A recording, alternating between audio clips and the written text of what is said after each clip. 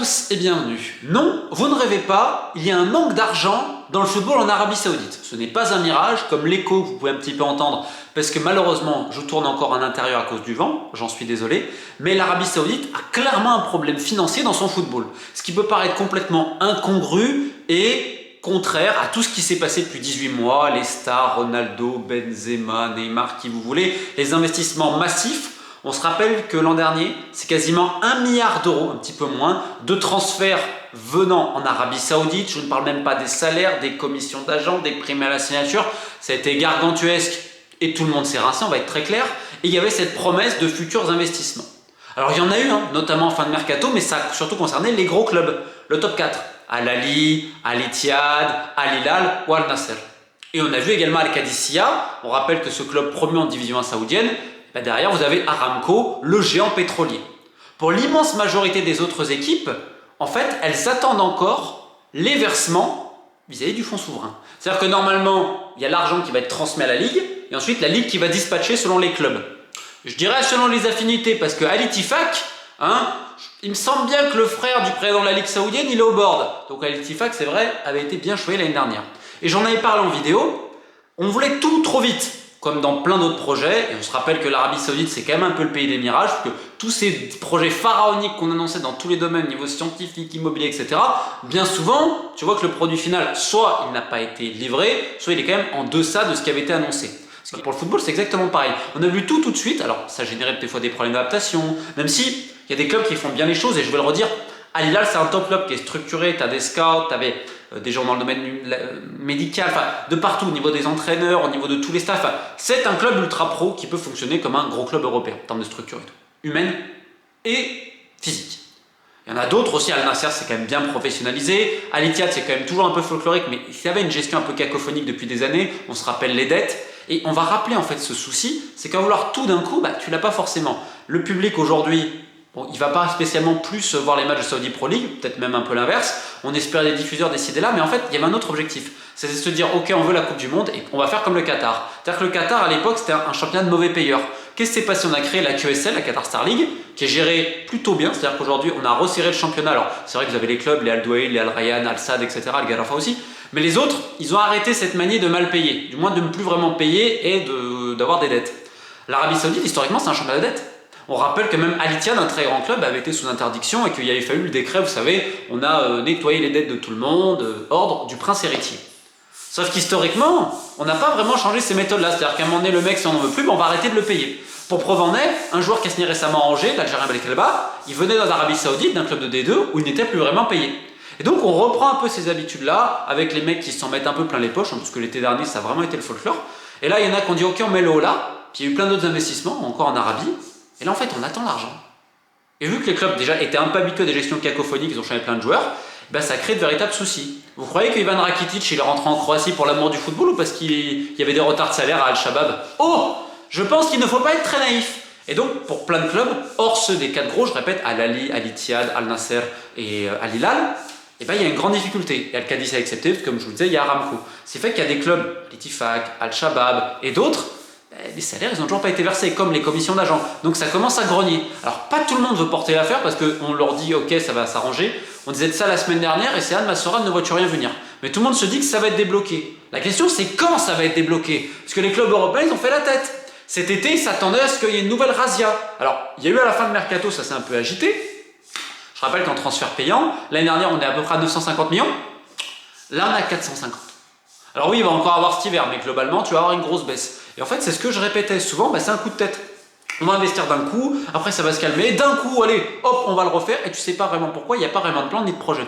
Contrairement à la Qatar Star League, qui pour le coup, c'est quand même un minimum structuré avec une idée globale, la Saudi Pro League, ce n'est pas du tout le cas. Même les Émirats aujourd'hui, même si vous avez des clubs très folkloriques aussi, certains qui ne sont pas très bons payeurs et tout, on a quand même réussi à davantage structurer cela. Le problème de la Saudi Pro League, c'est qu'on a voulu tout d'un coup et trop vite. Et on a changé plein de règles, c'est-à-dire qu'on autorise encore plus d'étrangers, surtout s'il y en a qui ont moins de 21 ans, donc on peut en avoir 8 si je dis pas de bêtises, et 2 en plus de moins de 21 ans, mais seulement 8 étrangers peuvent être inscrits dans le championnat, sauf pour la coupe où je crois que là vous pouvez en avoir 10. On rappelle qu'il y a en Ligue des champions asiatiques, vous pouvez avoir plus d'étrangers.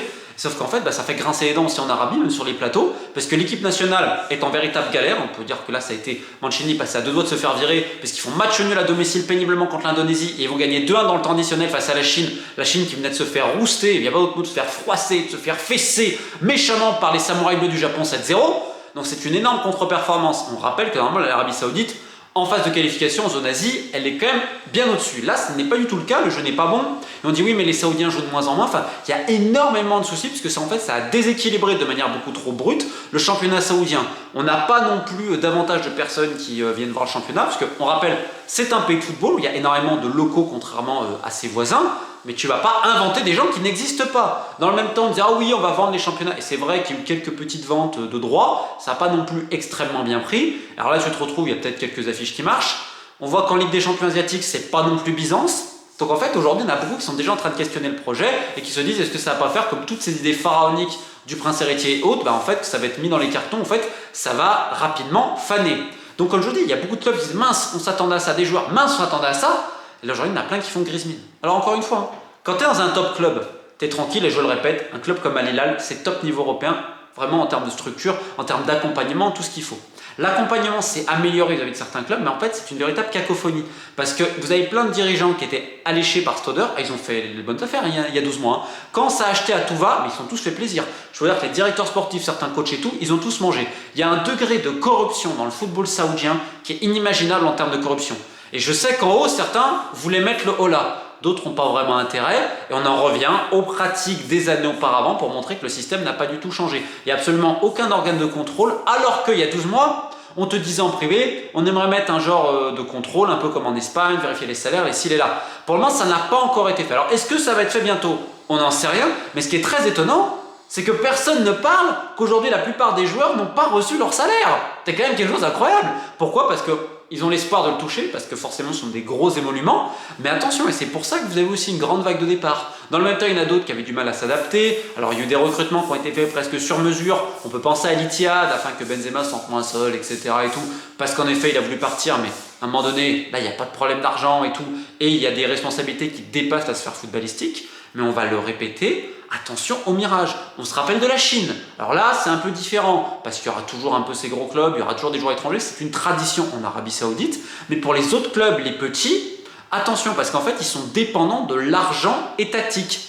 Sauf que pour le moment, ils n'arrivent pas. Comme je dis, l'argent étatique va à la Ligue, ensuite enfin, c'est très compliqué, il y a d'autres clubs qui sont détenus à moitié par le PIF, le fonds souverain, enfin, c'est honnêtement pas évident. Et là, on va le dernier sur le dernier effet qui se coule, parce que beaucoup en Arabie te disent oui, mais en fait, nous on voulait la Coupe du Monde, on a fait aussi ça dans cette logique, on se rend compte qu'on a déjà la Coupe du Monde, alors on va pas dépenser inutilement. Et dans le même temps, vous avez Gianni Infantino, président de la FIFA, tout puissant, qui veut vendre encore son championnat du monde des clubs, qui n'intéresse personne, ni diffuseurs, ni sponsors, etc. Sauf qu'il a promis plein d'argent au club. Et on reviendra bientôt sur tous ces clubs qui disent non, mais il y a trop de matchs, mais qui en fait veulent récupérer l'argent, un peu comme les joueurs, c'est quand même un beau numéro d'hypocrisie. Et donc là, l'idée de la FIFA, c'est de dire toc toc toc, messieurs les Saoudiens, bon, il faudrait nous aider. On rappelle que l'Arabie Saoudite, dans sa quête du mondial 2036, s'était rapproché d'énormément de fédérations africaines, avait signé des contrats, d'accords, etc. Au final, c'était plus de l'image que de choses réellement concrètes, il y a eu quelques dons de matériel, mais pas grand-chose au final. Donc en fait, c'était pour une stratégie d'influence afin d'obtenir la Coupe du Monde. On avait même dit, voilà, c'est eux qui vont sponsoriser en grande pompe la Super Ligue africaine. Vous avez vu encore cette Super Ligue africaine, encore une super idée de Gianni Infantino et de ses comparses. On voit ce que ça donne, alors que la Ligue des Champions africaine, elle suscite les passions, elle, contrairement à cette Super League qui n'avait pas vraiment trouvé de financement et tout cela, c'était pas du tout la version annoncée. Et pour le championnat du monde des clubs, c'est pareil. Et là, la FIFA arrive vers les Saoudiens en mode faut payer. Sauf qu'aujourd'hui, pourquoi payer? Ils savent très bien que la Coupe du Monde va leur revenir. Et là, c'est un petit peu pareil. Donc en fait, ce sont plein d'idées entremêlées qui font apparaître une seule réalité, c'est que malheureusement dans le football, c'est que des fois on a une envie, mais il n'y a absolument pas de programme ni de véritable projet derrière. C'est exactement ce qui touche la Saudi Pro League et globalement, même aller plus loin, la politique sportive saoudienne. On voit à peu près le grand angle, ok, améliorer l'image, dire regardez c'est pas mal, on couple ça un peu au tourisme et tout. En fait, on met un schmilblick, on met tout ça dedans. Le but général réellement, c'est d'avoir la Coupe du Monde et d'autres événements sportifs importants. Toujours pour voir l'évolution. Là, il n'y a pas vraiment de bâtisseurs et de projets et surtout de contrôle. Donc on verra ce que ça va donner, parce que je le répète, peut-être que dans une semaine, ils vont verser l'argent. Et ça va, on va dire, ok, les mois de retard vont être payés, mais quid dans 6 mois, quid dans un an, parce qu'en plus, ce sont des clubs largement déficitaires. Bref, on n'a pas fini de parler du foot en Arabie Saoudite, mais malheureusement, j'en ai peur, pas que pour des bonnes raisons. Keep the faith.